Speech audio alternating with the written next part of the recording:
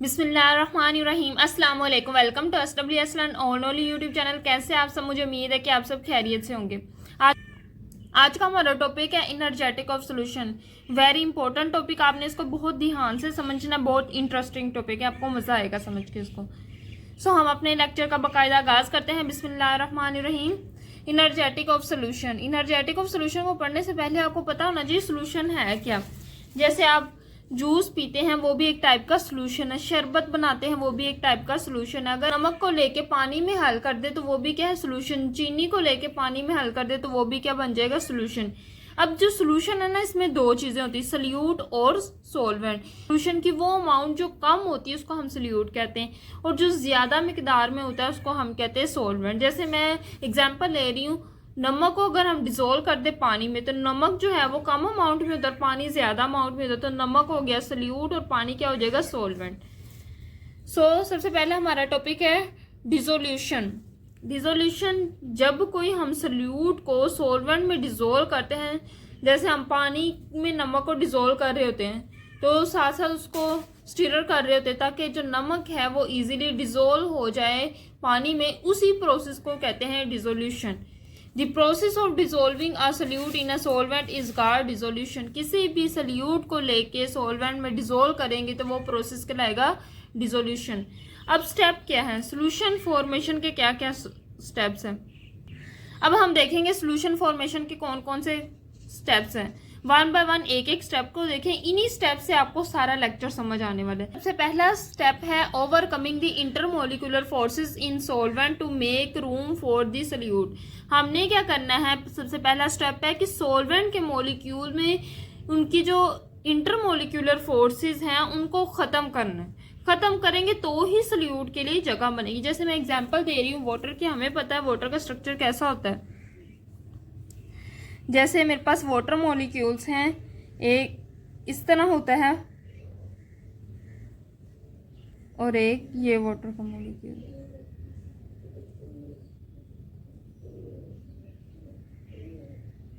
अब ये देखो, ये हमारे पास पार्शियल नेगेटिव होता है, हाइड्रोजन पार्शियल पॉजिटिव होता है। इनके दरमियान फोर्सेस होती हैं।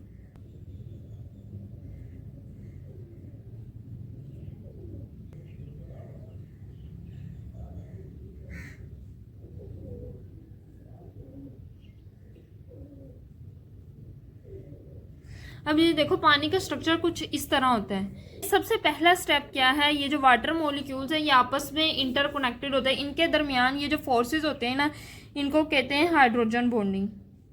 हाइड्रोजन बॉन्डिंग, यही इंटरमोलिक्यूलर फोर्सेस होती। एक मॉलिक्यूल्स वाटर का और दूसरे मॉलिक्यूल्स, ये हमारे पास वाटर का एक मॉलिक्यूल है और ये वाटर का हमारे पास दूसरा मॉलिक्यूल। इन दोनों के दरमियान जो फोर्सेस है ना उसको कहते हैं इंटरमोलिकुलर फोर्सेस। ये इंटरमोलिकुलर फोर्सेस खत्म करेंगे तो ही ये अलग अलग वाटर में चेंज होंगे। जैसे ये है, एक एक मॉलिक्यूल्स क्या हो जाएगा, अलहदा हो जाएगा, तो जगह बन जाएगी सोल्यूट के मॉलिक्यूल्स के लिए, वो आके इसमें डिसोल्व हो जाए। तो सबसे पहला स्टेप क्या होगा कि इंटरमोलिकुलर फोर्सेस खत्म करनी है हमने सॉल्वेंट की, ताकि सल्यूट के लिए जगह बन जाए। पहला स्टेप ये हो गया। दूसरा है breaking up solute into individual components. हमने क्या करना है, सल्यूट को इंडिविजुअल कंपोनेंट में ब्रेक करना है। जैसे मैं एग्जांपल ले लूँ, सल्यूट जो होता है ना वो सॉलिड में होता है। एग्जांपल ले ले NaCl, नमक। आम नमक जो है ना उसको पानी में डिसोल्व करते हैं तो वो पहले किस शेप में होता है, इस शेप में। जो छोटे हैं उनको सोडियम कह दें और जो बड़े उनको क्लोरीन कह दे, तो इस शेप में होता है। ठीक है, ये जो सॉलिड चीज है, ये जो सॉलिड क्रिस्टल है, इसमें है क्या, NaCl, इनके दरमियान बॉन्डिंग है। अब इस NaCl की बॉन्डिंग को मैंने ब्रेक करना है और Na और Cl को बिल्कुल अलग अलग कर देना है। इस Na को मैंने इस तरह चेंज कर देना है, Na पॉजिटिव को अलग और Cl नेगेटिव को अलग, दोनों को गैसियस स्टेट में लेके आना है। ये सेकंड स्टेप होगा कि मैंने क्या करना है, सल्यूट है NaCl हमारे पास के सल्यूट जो कम मिकदार में होता है सोल्यूशन में। अब सबसे पहला क्या काम था कि वाटर मॉलिक्यूल्स के इंटरमोलिकुलर फोर्सेस खत्म करना। दूसरा ये काम होगा, ये जो सल्यूट है इसको मैंने आयंस में चेंज करना है, इंडिविजुअल कंपोनेंट में लेके आना। यानी जो ये सोल्यूट है ये दो कंपोनेंट से मिलके बना, दो एटम से मिलके बना, Na और Cl, इन दोनों एटम को मैंने अलग अलग कर देना। इस प्रोसेस के दौरान जितनी एनर्जी चेंज होगा उसको मैं कहती हूँ लेटिस एनर्जी। इसको क्या कहेंगे? Lattice energy. यह हम आगे पढ़ेंगे लेटिस एनर्जी के बारे में, बस अब इतना याद कर ले। अभी हमने क्या पढ़ा है? इंटरमोलिकुलर फोर्सेस खत्म होनी है। दूसरा ये कॉन्सेप्ट है कि जो सोल्यूट है उसको मैंने कन्वर्ट करना है इंडिविजुअल पार्टिकल्स में। जब मैं 1 मोल इंडिविजुअल पार्टिकल्स को आयंस में कन्वर्ट करूंगी तो उसके दौरान जो इंथैल्पी चेंज आएगा ना, उसको कहेंगे लेटिस एनर्जी। तीसरा स्टेप है allowing the solute and solvent to interact to form the solution. अब मैं क्या करूंगी? ये जो वाटर मॉलिक्यूल्स है और सोल्यूट के आयंस हैं, इनके दरमियान अट्रैक्शन हो। वाटर क्या है? सॉल्वेंट, और ये क्या हमारे पास सोल्यूट। इन दोनों के दरमियान अट्रैक्शन होगी तभी तो सोल्यूशन बनेगा। अब क्या हो गया कि दरमियान में हमारे पास क्या आएगा? जैसे पॉजिटिव है सोडियम, तो दरमियान में हमारे पास क्या है? सोडियम। इसके इर्द गिर्द वाटर के मॉलिक्यूल्स आएंगे, लेकिन आपने याद रखना है सोडियम क्या है? पॉजिटिव, तो इसके इर्द गिर्द पहले ऑक्सीजन आएगा फिर हाइड्रोजन। इस तरह ओरिएंटेशन होगी वाटर मॉलिक्यूल्स की। जैसे एग्जांपल ले लेते हैं अब क्लोरीन की। अब क्लोरीन क्या है? नेगेटिव, तो इसकी तरफ आएंगे हाइड्रोजन्स।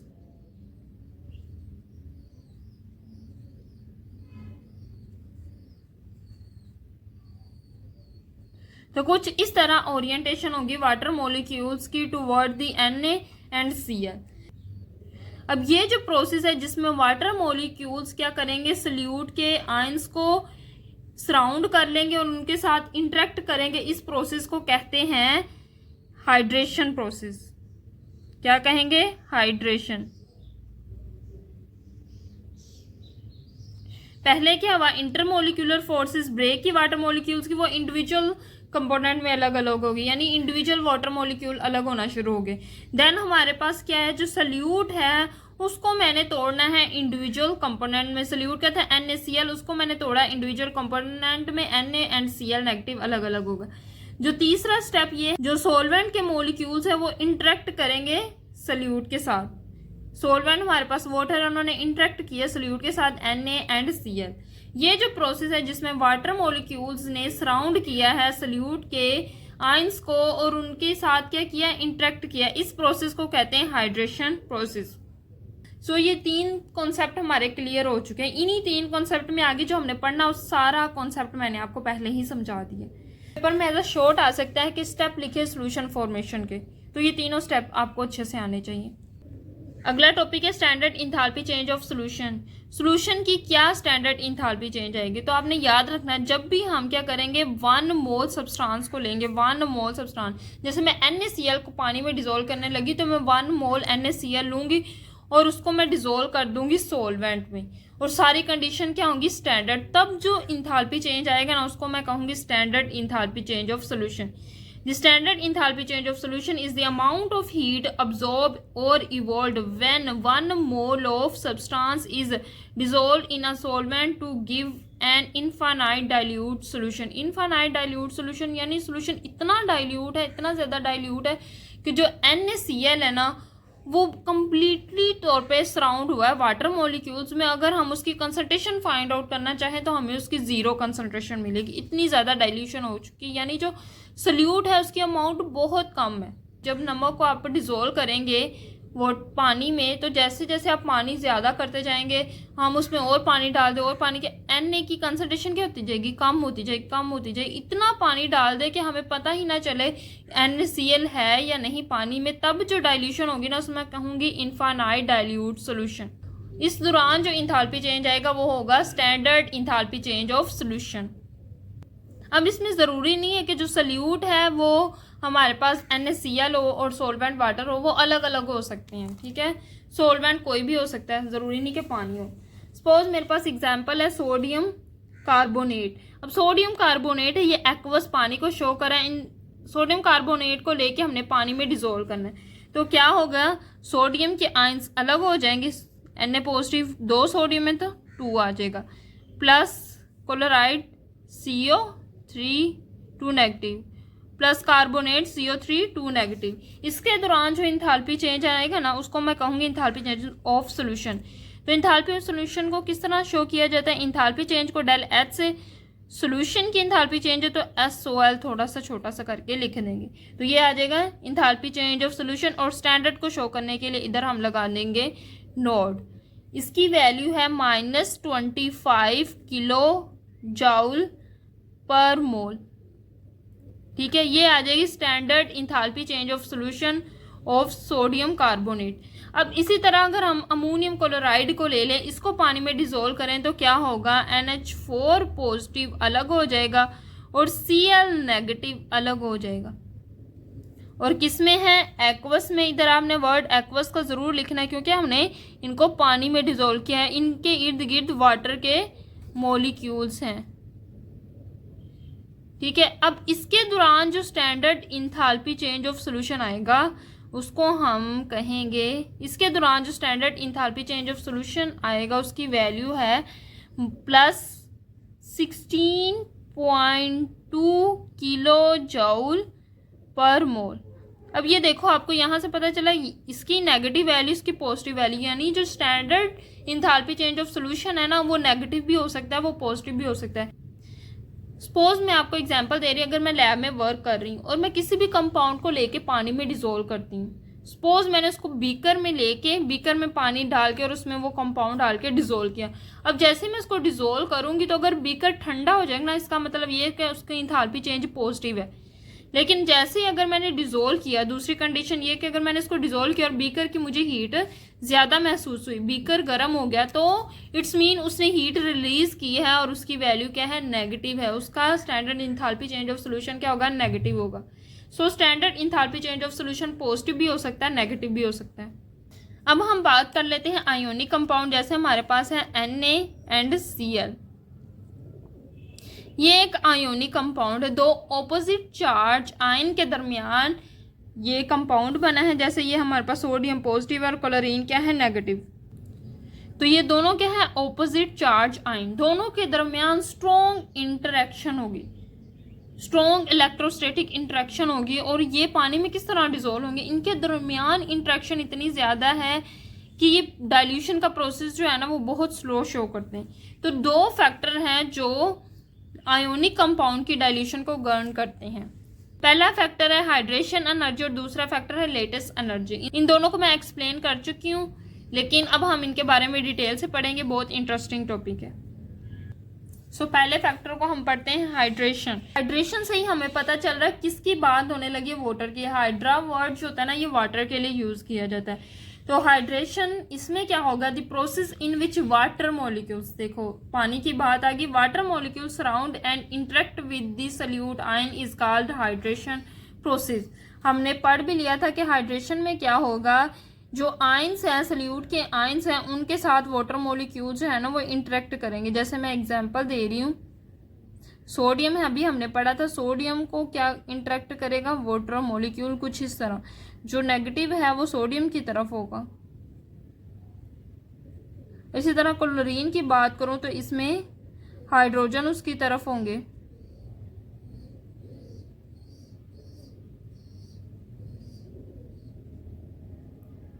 सो अब क्या हुआ है कि ये जो वाटर के मॉलिक्यूल्स है ना, इन्होंने सराउंड कर लिया सॉल्यूट के आयंस को और उनके साथ अट्रैक्शन शो किए। ये देखो, जो जैसे क्लोरीन की एग्जांपल, इसके साथ क्या होगी, हाइड्रोजन की अट्रैक्शन होगी। ये जो मैं एरो शो करी, ये अट्रैक्शन को शो करने के लिए शो करी। तो ये जो वाटर मॉलिक्यूल है, जब ये सॉल्यूट के आयंस को सराउंड करते हैं और उनके साथ इंटरेक्ट करते हैं, इस प्रोसेस को हम कहते हैं हाइड्रेशन प्रोसेस। अब ये जो मैंने फोर्स शो की है between water molecules and solute ion, इसको कहते हैं ion dipole forces. Ion dipole forces, ion dipole forces की वजह से ही सॉल्यूट आयंस क्या हो जाएंगे, हाइड्रेटेड हो जाएंगे। हाइड्रेटेड का मतलब ये है कि उनको वाटर मॉलिक्यूल सराउंड कर लेंगे। अभी हमने हाइड्रेशन के बारे में पढ़ा, अब हमने पढ़ना है enthalpy change of hydration. The enthalpy change involved when 1 mole of solute is dissolved in excess of water to make infinite dilute solution under standard condition। बिल्कुल enthalpy change of solution की तरह है। अगर हम 1 मोल सब्सटेंस को लेके access पानी में डिजोल्व कर दे और इनफाइनाइट डाइल्यूट सोल्यूशन बनाए और सारी कंडीशन भी क्या हो, स्टैंडर्ड हो, तब जो चेंज आएगा ना उसको कहेंगे इंथैल्पी चेंज ऑफ हाइड्रेशन। इसमें पानी जो है वो एक्सेस में होता है, इसकी वजह से इनफाइनाइट डाइल्यूट सोल्यूशन बनते हैं। जो इंथैल्पी चेंज ऑफ हाइड्रेशन है ना उसको इस तरह शो करते हैं, रिप्रेजेंट करते हैं। डेल एच इंथैल्पी चेंज हो गया, नोट जो हो गया स्टैंडर्ड इंथैल्पी चेंज हो गया। हाइड्रेशन की बात करनी तो HYD का वर्ड यूज करना, enthalpy change of hydration, standard enthalpy change of hydration. हम लेटिस एनर्जी के बारे में पढ़ लेते, देन इनके फैक्टर्स को पढ़ लेंगे। Lattice energy, the lattice energy of an ion crystals ionic crystal is the enthalpy change involved when 1 mole of ionic compound is formed from gaseous ion under standard conditions. उस ionic ions है gaseous state में, जैसे Na और Cl negative, ये क्या है ions है और दोनों क्या है गैसियस स्टेट। दोनों ने मिलके हमारे पास 1 मोल NaCl बनाया, 1 मोल NaCl बनाया। इस दौरान जो इंथैल्पी चेंज आएगा ना उसको मैं कहूंगी लेटिस एनर्जी। ठीक है, उसको किस तरह रिप्रेजेंट करूंगी, डेल एच इंथैल्पी चेंज, और लेटिस के लिए LaT। इसकी वैल्यू है -787 किलो जाउल पर मोल। अगर मैं गैसियस आयंस को इन द फॉर्म ऑफ गैसियंस लेके 1 मोल कंपाउंड बनाऊं या 1 मोल आयोनिक कंपाउंड बनाऊं, तब जो इंथैल्पी चेंज आएगा उसको कहेंगे लेटिस एनर्जी।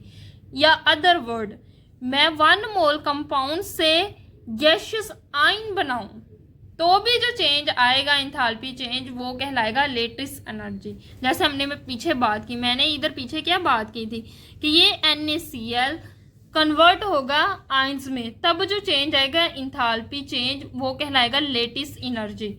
इसी तरह जब ये गैसियस आयंस मिल के कोई कंपाउंड बनाते हैं, 1 मोल कंपाउंड बनना चाहिए, तब जो चेंज आएगा लेटिस, वो भी क्या होगा लेटिस एनर्जी। या तो आप गैसियस आयंस को लेके 1 मोल कंपाउंड बनाएं या 1 मोल कंपाउंड को लेके आप गैसियस आयंस बनाएं, दोनों प्रोसेस में जो चेंज आएगा ना उसको हम कहेंगे लेटिस एनर्जी।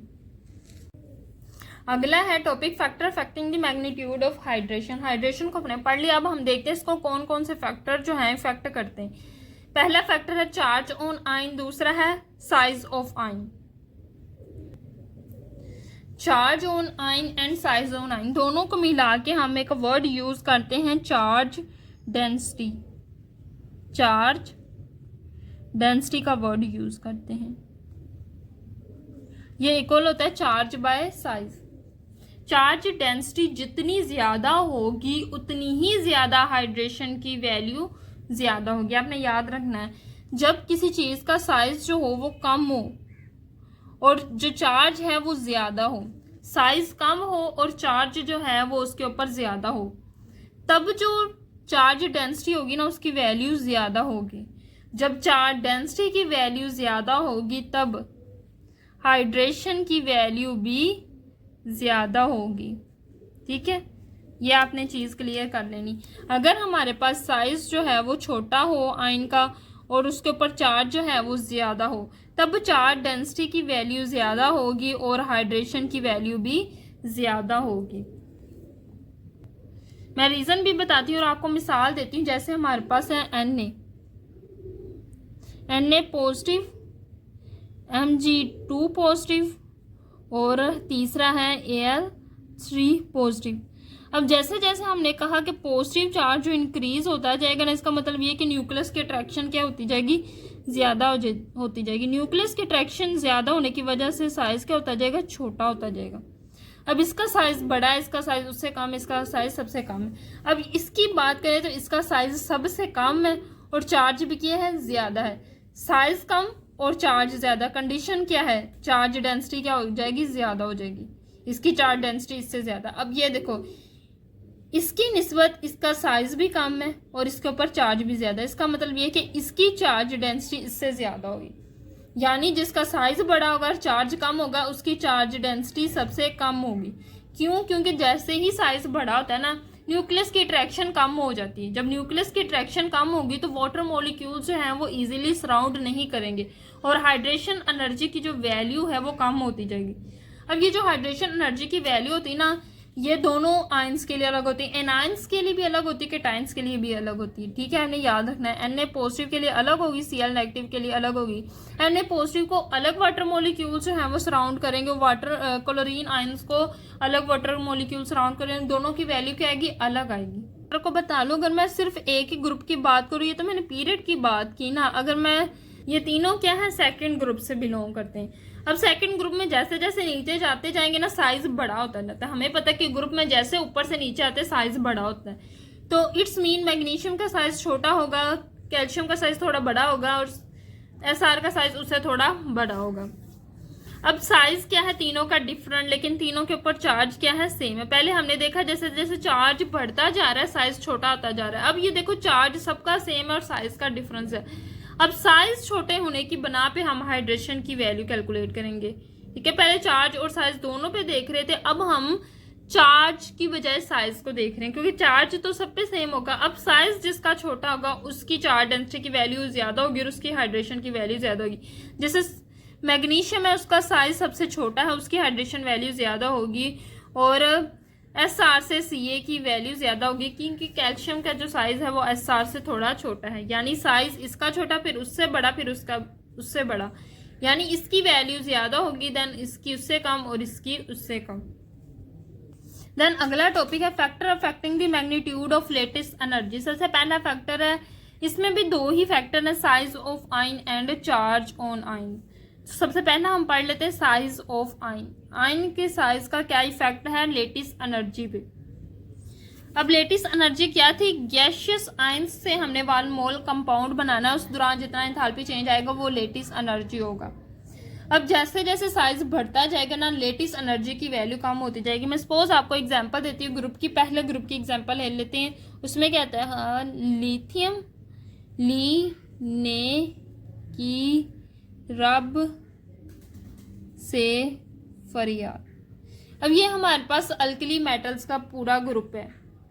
अब पहले लिथियम का साइज थोड़ा छोटा होगा, फिर क्या साइज बढ़ता जाएगा, जैसे जैसे नीचे जाएंगे साइज की जो रेंज है वो बढ़ती जाएगी। ऊपर से नीचे गए तो साइज क्या हुआ, बढ़ता गया, ग्रुप में ऊपर से नीचे जाएंगे। जैसे जैसे साइज बढ़ेगा ना, लेटिस एनर्जी की वैल्यू कम होती जाएगी। इन सब के हमने हैलाइड लेने होते हैं। अल्कली मेटल जब हैलोजन के साथ रिएक्ट करके कोई कंपाउंड बनाते हैं ना, तो हमको उसको कहते हैं अल्कली मेटल हैलाइड। जैसे हमारे पास लिथियम फ्लोराइड की एग्जांपल, लिथियम हमारे पास अल्कली मेटल है और ये हैलोजन फैमिली से बिलोंग करता है। फ्लोरीन हैलोजन फैमिली का सबसे पहला मेंबर है, तो इन दोनों ने मिलकर बनाया अल्कली मेटल हैलाइड। अब से जैसे साइज इंक्रीज करता जाएगा, लेटिस एनर्जी की वैल्यू कम होती जाएगी। जैसे जैसे साइज बढ़ेगा ना, जो ऑपोजिट चार्ज आयन है उनके दरमियान अट्रैक्शन कम हो जाएगी। अट्रैक्शन कम होगी तो हम जो 1 मोल कंपाउंड है उसको बनने के लिए एनर्जी जो है वो कम रिलीज होगी, जिसकी वजह से लेटिस एनर्जी की वैल्यू कम होती जाएगी। देन अगला फैक्टर है lettuce energy and charge on ion. Lettuce energy और चार्ज आयन का डायरेक्ट रिलेशन है आपस में, दोनों का क्या आपस में डायरेक्ट रिलेशन है। जितना ज्यादा चार्ज होगा किसी भी आयन पे, उतनी ज्यादा लेटिस एनर्जी की वैल्यू होगी। चार्ज कम तो लेटिस एनर्जी की वैल्यू भी कम होगी। मैं एग्जांपल ले लेती हूँ, हमारे पास एग्जांपल है लिथियम फ्लोराइड की और मैग्नीशियम ऑक्साइड की। पहले लिथियम फ्लोराइड की एग्जांपल ले लेती हूँ। लिथियम आयंस गैसियस स्टेट में और फ्लोराइड आयंस, लिथियम के ऊपर पॉजिटिव, फ्लोरीन के ऊपर नेगेटिव, दोनों गैसियस स्टेट में, दोनों ने मिलके लिथियम फ्लोराइड बनाया 1 मोल। तो इसके दौरान जो इंथैल्पी चेंज आएगा उसको हम कहेंगे लेटिस। इसकी वैल्यू आई है हमारे पास -1049 किलो जॉल पर मोल। अब लेकिन दूसरी तरफ मैं मैग्नीशियम ऑक्साइड को बनाऊं तो Mg2 पॉजिटिव लूंगी, ये भी गैसियस स्टेट में, प्लस O2 नेगेटिव लूंगी, ये भी गैसियस स्टेट में। दोनों ने मिलके मैग्नीशियम ऑक्साइड बनाया। इस दौरान जो लेटिस एनर्जी की वैल्यू है वो आई -3923 किलो जॉल पर मोल। अब दोनों की वैल्यूज में बहुत डिफरेंस है। इसकी वैल्यू ज़्यादा आई है, इसकी वैल्यू कम है। क्यों? क्योंकि इसके ऊपर चार्ज ज़्यादा, देखो इसके ऊपर 1 पॉजिटिव था, इसके ऊपर 2 पॉजिटिव है। चार्ज ज़्यादा होने की वजह से आयंस एक दूसरे की तरफ ज़्यादा अट्रैक्शन शो करेंगे और लेटिस एनर्जी की वैल्यू क्या होगी? ज़्यादा होगी। हमारा टॉपिक है solubility trend of group 2 hydroxide and sulphide. हम ग्रुप 2 के हाइड्रोक्साइड्स भी लेंगे और सल्फाइड भी लेंगे और उनका सोलिबिलिटी ट्रेंड देखेंगे। अब सबसे पहले हाइड्रोक्साइड की बात कर लेते हैं। पहले हम हाइड्रोक्साइड लिख लेते हैं। पहले हमारे पास मैग्नीशियम है, उसका हाइड्रोक्साइड। फिर हमारे पास एग्जाम्पल आती है कैल्शियम की और उसका हाइड्रो ऑक्साइड। फिर हमारे पास आते हैं Sr और उसका हाइड्रो ऑक्साइड। फिर हमारे पास एग्जाम्पल आती है बेरियम की और उसका हाइड्रोक्साइड। अब ये हमारे पास ग्रुप 2 के हाइड्रोक्साइड है। अब देखो जैसे जैसे हम नीचे आ रहे हैं ना, ये जो आयंस हैं केटाइंस, इनका साइज बढ़ता जा रहा है। ग्रुप जैसे जैसे नीचे आते जाएंगे साइज बढ़ेगा तो चार्ज डेंसिटी की वैल्यू कम आएगी। तो चार्ज डेंसिटी की वैल्यू कम होने की वजह से दोनों फैक्टर हमारे पास कौन कौन सा फैक्टर है? एक हाइड्रेशन एनर्जी और दूसरा हमारे पास है लेटिस एनर्जी। दोनों साइज बढ़ने से क्या होती है? कम होती है। जैसे जैसे नीचे आ रहे हैं हाइड्रेशन एनर्जी की वैल्यू भी कम हो रही है, लेटिस एनर्जी की वैल्यू भी कम हो रही। लेकिन आपने याद रखना जो लेटिस एनर्जी है ना, उसकी वैल्यू ज्यादा कम हो रही है देन हाइड्रेशन एनर्जी। जैसे जैसे डाउन द ग्रुप नीचे आएंगे साइज बढ़ेगा, साइज बढ़ेगा तो हाइड्रेशन एनर्जी और लेटिस एनर्जी दोनों ही डिक्रीज करेंगी। लेकिन आपने याद रखना हाइड्रोक्साइड में लेटिस एनर्जी है वो ज्यादा डिक्रीज होती है देन हाइड्रेशन से। लेटिस एनर्जी के ज्यादा डिक्रीज होने की वजह से ना जो प्रोसेस होगा ना वो ज्यादा एक्सोथर्मिक होगा। जब सोल्यूशन ज्यादा एक्सोथर्मिक होगा ना तो सोल्यूबिलिटी इंक्रीज करेगी, सोल्यूबिलिटी इंक्रीज करेगी। हाइड्रेशन में आपने ये बात याद रखनी कि down the group latest energy की वैल्यू ज्यादा डिक्रीज होती है निस्बत हाइड्रेशन एनर्जी के। उसकी वजह से जो प्रोसेस है वो ज्यादा एक्सोथर्मिक होता है। ज्यादा एक्सोथर्मिक होने की वजह से जो पानी में उसकी सोलिबिलिटी है वो इंक्रीज होती जाएगी। किसी भी सॉल्वेंट की बात कर रहे हैं, पानी ही नहीं अलग सॉल्वेंट की भी बात कर ले तो उसमें भी इसकी सोलिबिलिटी इंक्रीज हो जाएगी। देन हम आते हैं सल्फाइड्स पे। सल्फेट्स की बात करें तो हम सल्फेट्स पहले लिख लेते हैं। मैग्नीशियम सल्फेट और कैल्शियम सल्फेट,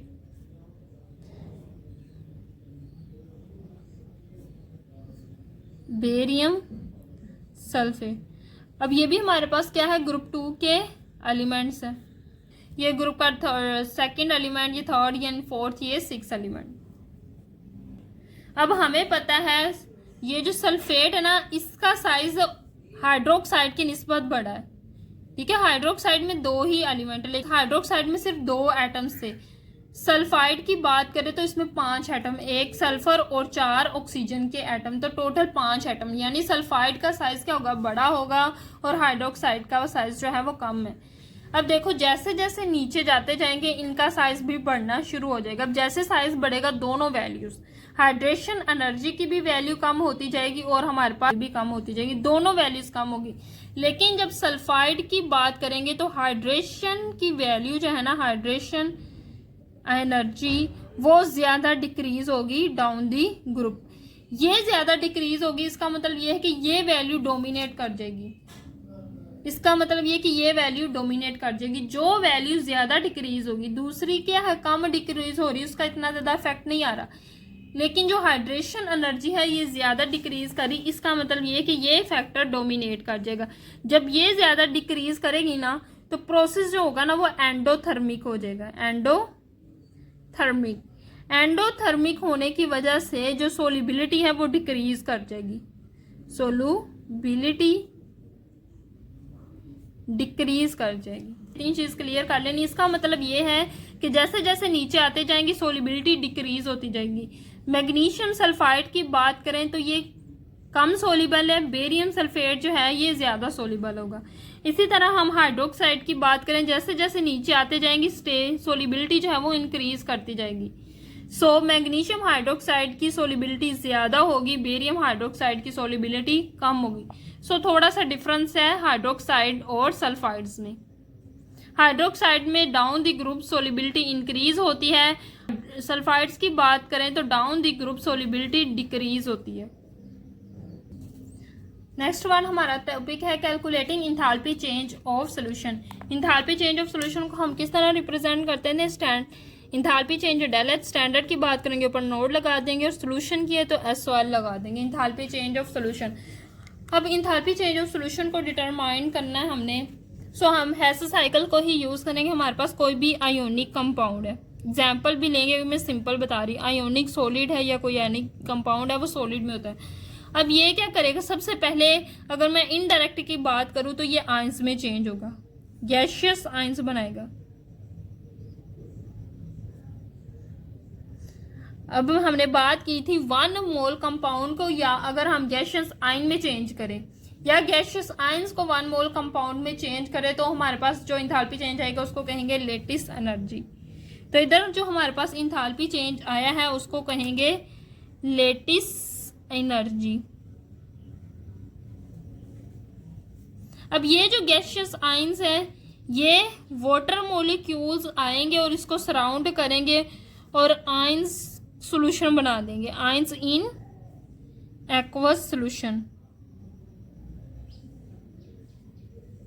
सबसे पहले क्या होगा? आयोनिक सॉलिड आएगा, वो गैशियस आयंस में चेंज होगा। इन गैशियस आयंस को वाटर मॉलिक्यूल ने सराउंड कर लिया और हमारे पास सॉल्यूशन बन गया।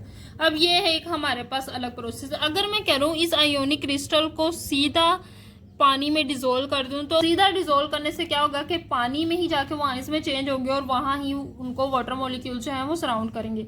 अब यहाँ हमारे पास दो प्रोसेस है, ये हमारे पास इनडायरेक्ट प्रोसेस है और ये हमारे पास डायरेक्ट प्रोसेस है, जिसमें एक स्टेप में आयोनिक कंपाउंड का हमने सोल्यूशन बनाया और एक स्टेप है इनडायरेक्ट जिसमें हमने पहले इसको गैशियस आयन में चेंज किया, फिर हमने इसको वाटर मॉलिक्यूल में डिसोल्व किया। ये जो चेंज है जिसमें आयोनिक सॉलिड से direct ions in aqua solution बन रहा है, तो उसके दरमियान जो इंथाल्पी चेंज आएगा ना उसको standard enthalpy change of solution कहेंगे। लेकिन ये गैशियस आयंस को जब वाटर मॉलिक्यूल सराउंड करते हैं, हमने पढ़ा था कि जब गैशियस आयंस उनको वाटर मॉलिक्यूल सराउंड करते हैं और उनके साथ इंटरेक्ट करते हैं तो उस प्रोसेस को हम कहते हैं हाइड्रेशन प्रोसेस। उसके दरमियान जो इंथाल्पी चेंज आता है ना उसको हम कहते हैं इंथाल्पी चेंज ऑफ हाइड्रेशन।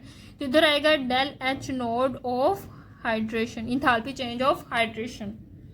अब ये तीन हमारे पास इंथाल्पी चेंजेस आ चुकी हैं। सो अकॉर्डिंग टू हेसिस लॉ क्या होता है, डायरेक्ट स्टेप में जो इंथाल्पी चेंज होता है ना, जैसे डायरेक्ट में क्या है इंथाल्पी चेंज ऑफ सॉल्यूशन, वो इक्वल होता है इनडायरेक्ट में जितनी भी इंथाल्पी चेंजेस आती है। कौन कौन सा इंथाल्पी चेंज आया? लेटिस एनर्जी और हाइड्रेशन एनर्जी। सो हम लिखेंगे lattice energy and hydration energy, del H naught for lattice plus del H naught for hydration. So ये टोटल हमारे पास इंथाल्पी चेंज ऑफ सॉल्यूशन किसके बराबर आएगा? Enthalpy change of lattice energy plus enthalpy change of hydration. इन दोनों का sum करेंगे तो हमारे पास इंथाल्पी चेंज ऑफ सॉल्यूशन आ जाएगा। अभी जो हमने इंथाल्पी चेंज ऑफ सॉल्यूशन के बारे में पढ़ा उसी को हम यूज करेंगे सैंपल प्रॉब्लम सोल्व करने के लिए। सैंपल प्रॉब्लम है हमारे पास 6.6, इसमें हमने enthalpy change of solution find out करना है। सो हमें गिवन डाटा क्या है? लेटिस एनर्जी NaF की वो है -902 किलो जॉल पर मोल। अब हाइड्रेशन एनर्जी दोनों आयंस की अलग अलग होगी। सोडियम के लिए हाइड्रेशन एनर्जी क्या है? -406 किलो जॉल पर मोल, और फ्लोराइड आयंस के लिए हाइड्रेशन एनर्जी क्या है? -506। अब सबसे पहले क्या हो रहा, मैं इनडायरेक्ट स्टेप की बात करी, हमारे पास सोडियम फ्लोराइड है, ये किस स्टेट में होता है? Solid state. अब ये क्या करेगा? अपने जो कंपोनेंट है इनको सेपरेट करेगा, सोडियम अलग हो जाएगा और फ्लोराइड अलग हो जाएगा, गैसियस स्टेट में आ जाएंगे। अब 1 मोल कंपाउंड से हमने गैशियस आयंस बनाए, इसके दौरान जो इंथाल्पी चेंज आएगा ना उसको कहेंगे इंथाल्पी चेंज ऑफ लेटिस। अब इसी आयंस को हमने वाटर में डिसोल्व करना है। Na पॉजिटिव के इर्द गिर्द भी वाटर के मॉलिक्यूल्स आ जाएंगे और फ्लोराइड आयंस के इर्द गिर्द भी वाटर के मॉलिक्यूल्स आएंगे। इस दौरान जो इंथाल्पी चेंज आएगा ना उसको कहेंगे इंथाल्पी चेंज ऑफ हाइड्रेशन। अब एक स्टेप है कि डायरेक्ट हम सोडियम फ्लोराइड को वाटर में डिसोल्व कर दें। इस दौरान जो इंथाल्पी चेंज आएगा, 1 मोल सोडियम फ्लोराइड को वाटर में डिसोल्व करेंगे तो इस दौरान जो इंथाल्पी चेंज आएगा उसको कहेंगे इंथाल्पी चेंज ऑफ सॉल्यूशन। सो हमारे पास डाटा गिवन क्या है? लेटिस एनर्जी भी दी हुई, इंथाल्पी चेंज ऑफ हाइड्रेशन। अब जो इंथाल्पी चेंज ऑफ हाइड्रेशन है ना, सोडियम को अलग वाटर मॉलिक्यूल सराउंड करेंगे, फ्लोराइड को अलग वाटर मॉलिक्यूल सराउंड करेंगे, तो दोनों की हाइड्रेशन एनर्जी की वैल्यू अलग अलग आएगी। ठीक है, सो हम अपना लिख लेते हैं। हमारे पास फॉर्मूला क्या है, इंथाल्पी चेंज ऑफ सोल्यूशन जो है, इंथाल्पी चेंज ऑफ सोल्यूशन वो इक्वल है enthalpy change lettuce energy plus enthalpy change of hydration. So enthalpy change of solution की वैल्यू किस तरह कैलकुलेट करेंगे। लेटिस एनर्जी की हमारे पास क्या वैल्यू थी, लेटिस एनर्जी की वैल्यू थी -902 किलो जॉल पर मोल प्लस हाइड्रेशन एनर्जी की वैल्यू क्या है, दोनों का आपने ऐड कर लेना है, -506 और इसको भी लिख लेना -406, दोनों को ऐड कर लेंगे तो क्या आएगा 902 प्लस, दोनों को ऐड किया तो हमारे पास आया, दोनों को ऐड करने के बाद वैल्यू आई -912। ये जो लेटेस्ट एनर्जी ना इसके साथ पॉजिटिव है, ठीक है। अब ये देखो +902, ये वैसे का वैसे ही आएगा 902, ये प्लस माइनस -912। सो इन दोनों को माइनस करेंगे तो हमारे पास वैल्यू आएगी -10 किलो जूल पर मोल। तो इसमें इंथाल्पी चेंज ऑफ सॉल्यूशन क्या आया, -10 किलो जूल पर मोल। सो ये थी आज की मेरी वीडियो। मुझे उम्मीद है कि आपको हर चीज़ अच्छे से क्लियर होगी। सोल्यूशन क्या है, सोल्यूशन के कंपोनेंट क्या है, हमने हाइड्रेशन एनर्जी के बारे में पढ़ा, लेटिस एनर्जी के बारे में पढ़ा। तो अगर आपको वीडियो अच्छी लगी तो वीडियो को लाइक करें, मजीद इसी तरह की वीडियोस के लिए मेरे चैनल को सब्सक्राइब करें। दुआ में ज़रूर याद रखिएगा। अल्लाह हाफिज़।